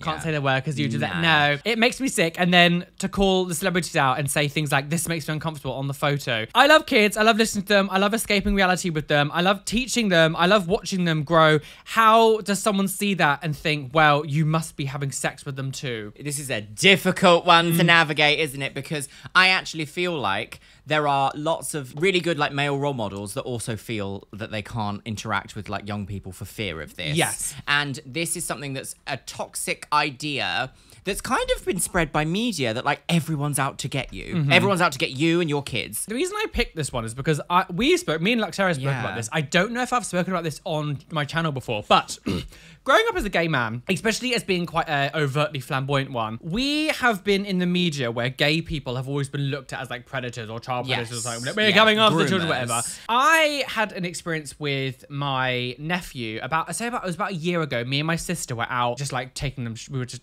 going shopping, whatever, and they were with us, and I was just holding his hand to make sure he was safe, because obviously he was only like 5 years old at the time. I can't believe that in my mind I was so worried about someone looking at me and going, he's a pedophile, that child, or like he's a pedophile. My brain was just like, I was in a hyper sensitivity awareness because of the recent resurgence of like you're grooming children to any queer person who's like visible, especially because like, well, I had some tattoos at the time, not very many, but you could still see a few. Obviously my piercing and everything, so I'm very out there. And I hate the fact that it's even in my mind, I was like, someone's gonna look at me and think I'm grooming a child. The whole day we were together, we had my niece and nephew together, and we were like having fun, eating food, going shopping, everything. We had a wonderful time, but it was tainted by my own Fear. of like someone going, you're a groomer because you've got that like young child with you. And I hate it. I don't actually think that's a rare mindset either. Yeah. I reckon there'll be a lot of people in the audience here who feel very, very similar. Yeah.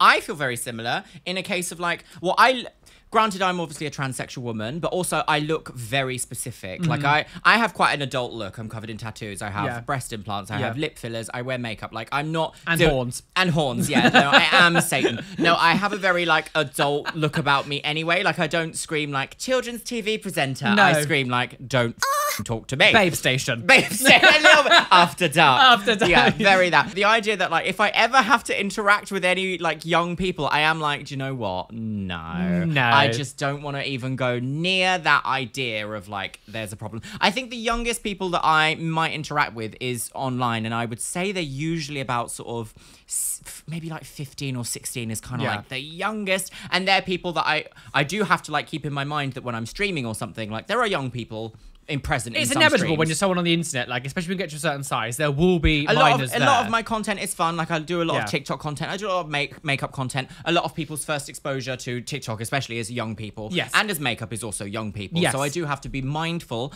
of the kind of content that I make, of the kind of things that I will say in videos, and of the kind of person that I am, because I don't want people to get the wrong idea. Absolutely. And that is like, as soon as someone somewhere ever kind of points a finger and says something of that caliber, such as groomer, that is never going away. No, no, Even no, if no, you no, are no, no, no. completely Yeah. innocent, that taint stays. To be honest, I actually hate children. Me So too. I it's don't want them anywhere near me. I am a bit like, I don't really want to interact with your child anyway to begin with. I don't think it's weird for a celebrity to interact with like a young person, especially if they're in like a public place. Nothing about this seems weird. No, no, no, you no, no, know? no, no, no, no. Like they're in a public place, public gathering, he's at an event and someone's just asked for a selfie. Like Yeah. that's not in any way, shape or form like weird. Like a short conversation with someone who asks you for a selfie or asks you like a question is not weird behavior. So I Absolutely. agree with this person. It's other people putting... Making it weird. Making it weird. It's like, why are you looking at this and thinking it's like sexual? Because that, to me, that makes me feel like, are you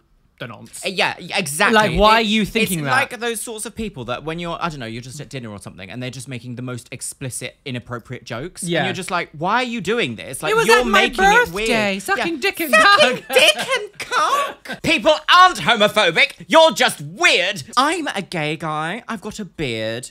I'm built and I dress like most humans do. Oh. I don't lisp when I talk. Oh, and I dear. don't spend my time gossiping about people in a weird Jersey girl accent. But I bet you love getting raw dogged at Hampstead Heath. Exactly. I don't dress in drag, and I don't attempt to stick my anus in the faces of bewildered pedestrians at Pride Parade. Oh, for God's sake. Is this like Ollie London or something? This is a pick me, isn't Yeah. it? People know I'm gay, and you know how much homophobia I've experienced in my life? Zero. Not even from the ultra-conservative people, which is God's completely sake. incorrect. You have. I talk about my sex life like heterosexual people do, and my friends support it. No one bats an eye. I don't try to F my straight friends. No one feels weirded out by my presence. I already do, and I don't we even already know who felt you weird are. about your presence, yeah. Much of what we call homophobia this day isn't an inordinate fear of gay people. It's not even really a fear. It's more of a mild to aggressive weirded outness at guys who use their homosexuality as a staging ground for obtusely bizarre feminine behavior. Yet he has not done anything but talk about his sexuality in this whole post. Weird, isn't Like, it? what? Isn't it weird? It's okay to be weird. Oh, listen to this. It's okay to be offensive. I mean, I'm just gonna shout the N word then. exactly. Why not? Yeah, why it's not? Treat okay. People yourself. love it. It's okay. I'm gay. Yeah, that's stupid. It's okay to act like a girl if you are a guy. Just don't be surprised if the majority of the population finds you weird because you are odds, and your oddities have nothing to do with the fact that you are a dick. This person is not just a stick up his ass, he's got an entire bloody sofa up his ass. I just want to say that one of the rewarded comments that's at the top is, I'm not like the other gays. Oh, so it's It's pathetic. exactly this. It is more than okay to be different than like a selection of people who happen to be in the same group with you. Yeah. Do I fit the stereotype of a gay person all the time? Absolutely not. But do I feel the need to come on the internet and be like, I'm so different. You're the only reason that people hate us. Do you like Beyonce? I don't. You make me look shit. Like, It's very that, isn't it? get a grip. It is cringe though as well, because it's at the end of the day you're trying to appeal to a group of society that has no interest in dating you, no interest in being around you. Like, why do you not want to have, like, if you're behaving like this, being like, I'm straight acting. I just behave like normal people do. Blah. No one's going to date you because one's they're gonna also going to yeah. be like, they've got internalized homophobia to the point where it's like, oh, I don't like this, so I'm not going to pursue you. I just can't believe that people, like, there are still gays out there who are still like this.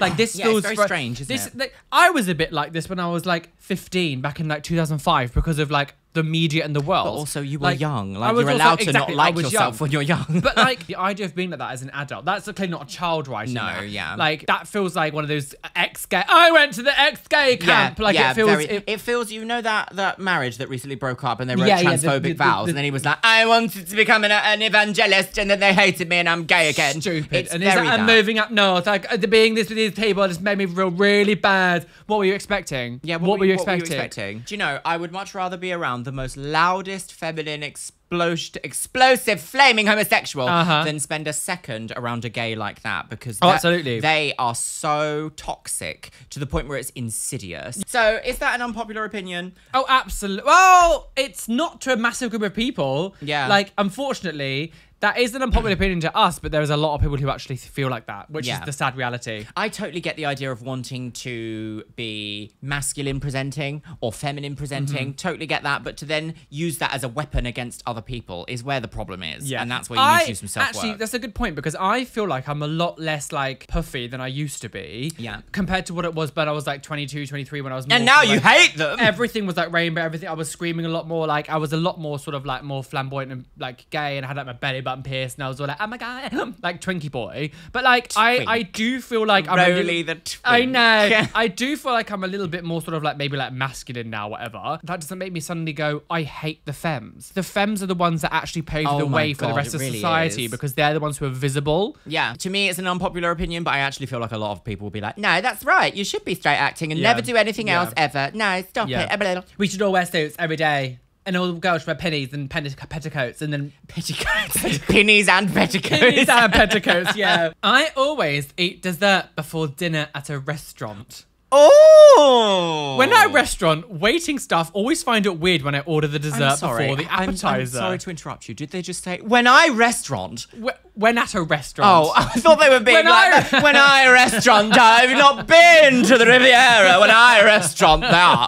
When I'm at a restaurant, waiting staff always find it weird when I order dessert before appetizer and the main course. I just want my cheesecake first, please. I have to convince them that I'm having a dessert first. And I feel like the main course is much more enjoyable when your dopamine levels are boosted. Well, I mean, they're not wrong. But like, once you reach it, and then you can't enjoy your main food. I mean, it depends on what you like better. I mean, so there is actually a weird thing in like nutrition. I say nutrition, this is so loose. I remember we had a discussion about this in my degree. If you start your meals with something really, really sugary, your brain goes into, I need savory to combat that now. Oh, really? Yeah, so when you have something like ice cream or something like something really sweet to start your appetite off, it actually does make the main dish taste better. See, I'm the other way around though. If I eat something like really salty, I'm always like, I'm Well, always- this is the problem then. Yeah. Eventually you'll be like, I've eaten Yeah, something yeah. sweet, I need something salty, and I need it yeah, sweet again. yeah. Oh, look, I she's need dead. human flesh. I couldn't bear to do that in a restaurant. No, I though. couldn't bear. But the thing is, it's like if you're with like a group of people and everyone's having their main course, and then you're like, I'm having ice cream when everyone's eating pies and chicken. Like, wouldn't that be a bit Pies and chicken. I love the restaurants that you go I to. know. Pies and Pies and, chicken. yeah, individual. I feel like there is a certain social etiquette when you are in like a group of people. And it also depends, I guess, on the kind of restaurant you go to. Because if you're just like, let's go out for lunch, and you're like, I just want to eat something sweet, and there's Yeah. only like 4 of you, then it's not going to be, I'm not going to be like, oh my God, Oh my what God, an you issue you're stupid creating. bitch. Yeah, no, I could not go to a restaurant and order dessert first unless we were like, we still have to go to that, what's it called, like dick waffles or Yeah, whatever we it still have is. to have dick waffles, yeah. Whereas it's literally like a waffle in the shape of a penis, Yeah. with like filled with like cream and jam. because and you all know sorts. the good saying goes, Dicks make everything better. Well, you're not wrong there. No, Cheers to that. We like men, not all of them. Some of them are very insufferable. Oh, I don't know. And they go, I don't wipe my ass because it's gay. Would you be upset if you were with someone and they were like, cheesecake, please? Well, I don't know. It depends on what we planned. It's your birthday. We're at Pizza Express, and they say, I really just need ice cream served on the table. Why were you? Is it That's sexual? very The waiter too hot. comes over like naked and was like, the pausing ice all over cream the scoop, table. scoop it out of my pussy. if you were to suddenly be like, I'm not ordering I only food eat today, sweet food, I'm yeah. just going to eat the dessert, that would probably be a bit jarring. But like, I guess I would get used to it. Unpopular opinion from 2 years ago. I hate dogs. Oh. I know, right? Are you ready about this? So, I already know a lot of people will be mad at me, but I'll try to explain why. Firstly, I'm scared of dogs. Now, that is a justifiable way Yeah. of being, like, cautious of dogs. I know it's a stupid fear, and it looks very embarrassing in public, but when I'm walking outside and someone walking their dog is right next to me, I awkwardly and subtly walk further away from them. I've never had a good experience with a dog. When I was younger, I lived in an apartment, and every day in the lobby, there would be people with their dogs in the morning. I used to be so anxious in the elevator, praying that there would be no dogs that day because the lobby was small and I would have a panic attack. My fear got so bad, I ended up taking the stairs and avoiding the lobby altogether. Dogs are very loud and energetic. I'm a pretty calm person, and I don't think I'm able to own a dog because of how energetic they are. I'm not trying to say it's a bad thing. Some people think it's great. It's just not for me.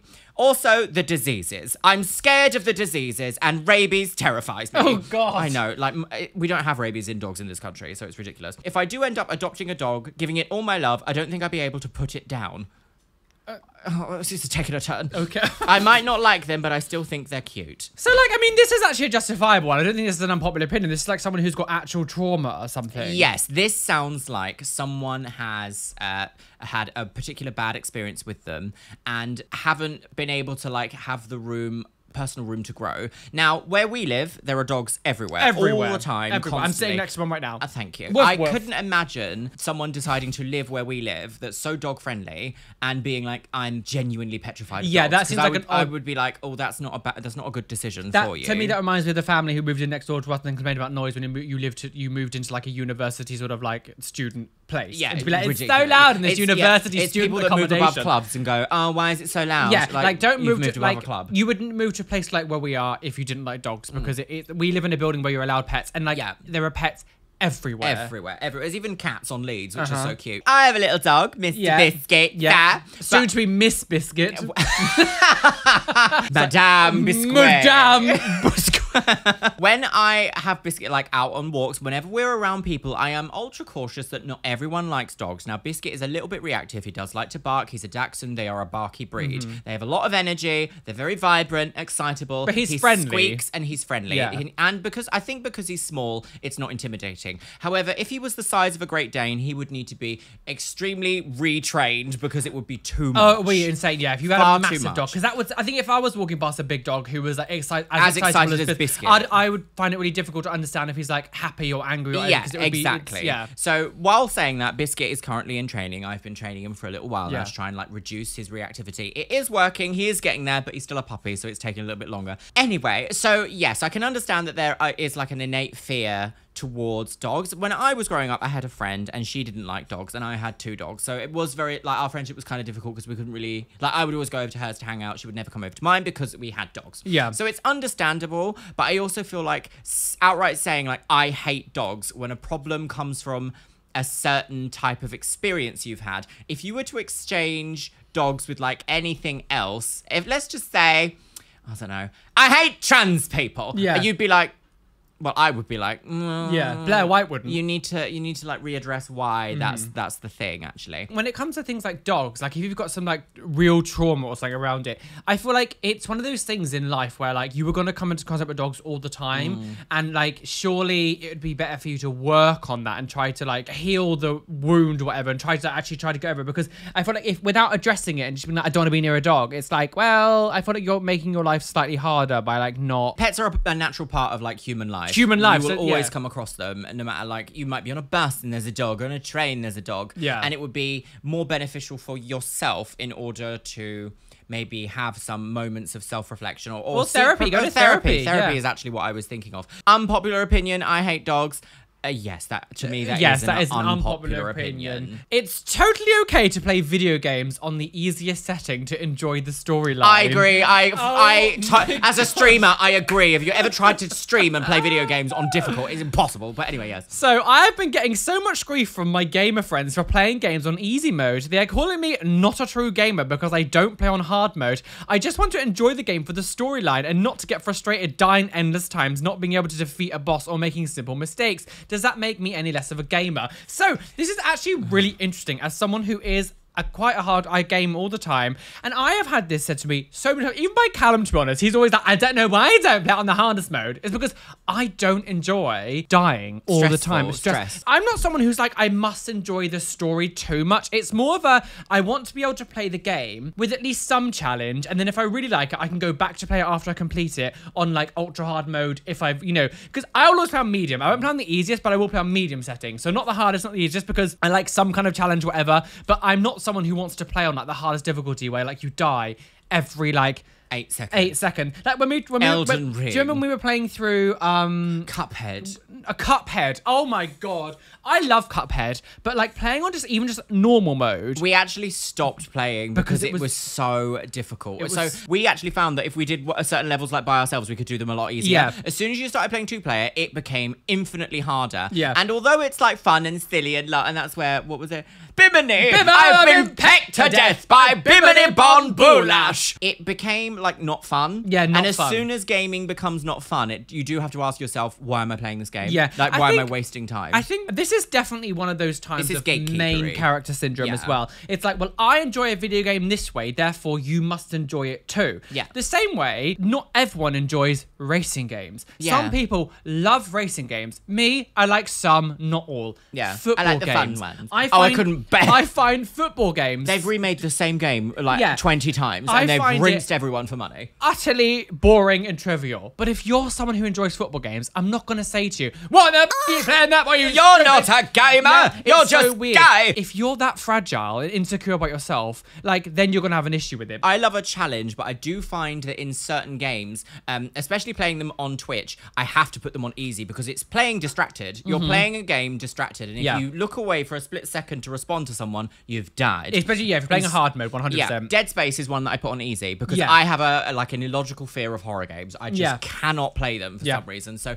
Dead Space, I've made it like not even halfway through, like 4 hours in. Well, it's and I was because like, "Do you know what I what? love, Easy." so I really enjoy watching Luctera play horror games I because, like, I love the can't. fear I because I'm don't. evil. It's But like, awful. I I've hate seen it. her play games, and if she was to play it on harder modes, like, she panics when anything scary Yeah. happens. She goes into like this outraged panic. She's like, ah! Yeah, So, I like, if don't she was know why horror games do this to nothing else has this effect on me in my life. Like I'm perfectly fine with everything, but as soon as it's a horror game, I'm like, this is the worst experience It's I've strange. ever had. So, like, if you were to play on a hard mode, you would just die all the time because you panic so much. be like, fun, I'd hate it's- it. But So- people people really get up in arms in this. They though. do, This is yeah. a real. I don't know. People outside the gaming world probably don't know so much, but this notion of like you playing a game that's not on like hard mode, people get really opinionated on it. It's really weird. The point of it is that you are enjoying a piece of media created by people for certain. Do you know like, what I for play your on easy enjoyment. mode? Mega Drive games. That era Oh, of yeah, there you games go. are so hard. They're so difficult. I played Echo the Dolphin. When I was playing the first Echo the Dolphin on stream.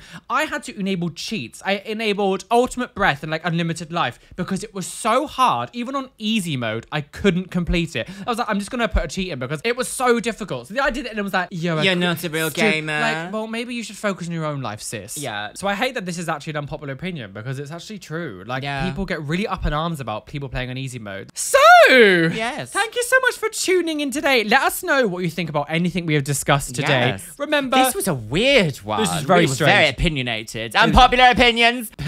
say- These ones are a bit more of a surprise. Just a Because bit- if we're talking about like current events, we kind of know what we're going to talk Yeah, about. exactly. because You it's- kind of it's know a bit obvious- more. Like we've both kind of experienced it. Yes. But yeah, I love these little Reddit deep dives we do into certain things. If you would like to hear another unpopular opinions, sound off below. yes, if this one does really well, a little bit like the Am I the A-hole one we do, like, because that does really well, so we will do another one at some point. Like, we will carry on, we'll do like another one of these if it does really well. Anyway, yes, thank you so much for watching today. Please give this a like on the video. It helps out, yeah, and let us know down below Yes. what you think about this. Yes. If you're listening to the audio version, make sure you give us a 5-star review Gold or whatever star. it is on the podcasting A thumb up. thing. Gold A thumb up, yeah. star, A fist. Goodreads review. A Goodreads review. Yelp. And we will see you soon for Yes. another gag, and we'll spill some more tea in your octave nerve.